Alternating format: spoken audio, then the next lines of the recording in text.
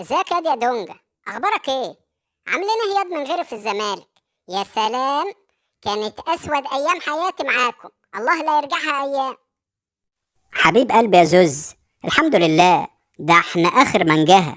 ده ال100 مليون اللي انت كنت عايز تاخدهم، المعلم جون ادوارد شبرق علينا مرتبات بقى، وبدل مصيف وبدل اصابات. ده جايب لحد دلوقتي يجي 15 صفقة. اي نعم احنا ما نعرفش منهم حد، بس هو اسمه جاب برضه. اه يا ولاد التيت، تستخسروا فيا ال100 مليون وتفكوني ب15 صفقة؟ يعني معنى كده ان الواحد من عندنا ب15 من عندكم، على رأي شيكابالا الله يمسيه بالخير. المهم، عملتوا ايه في ماتشات الدوري؟ ده احنا خربناها يا معلم، وفزنا على بتوع السيراميك 2-0.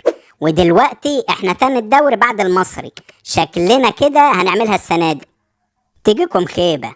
يعني احنا اتعادلنا وبيراميدز اتعادل وانتوا فزتوا، وبرضه ما وصلتوش للمركز الاول. صحيح على رأي المثل، مهما فوز واعمل نتائج، المركز التالت قاعد لي حتى وانا معايا بنتايج. يا ابني ده احنا اتعادلنا وفي المركز الخامس. هنعمل ايه طيب يا عم زيزو؟ الفقر ورانا ورانا.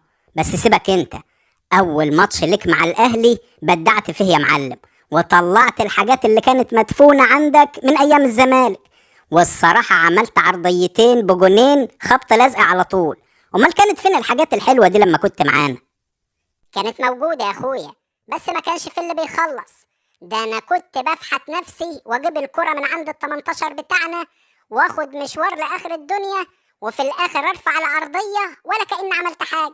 الكل واقف بيتفرج على الكورة. انما في الاهلي ترفع العرضية من هنا وتروح تحتفل بالهدف من هنا.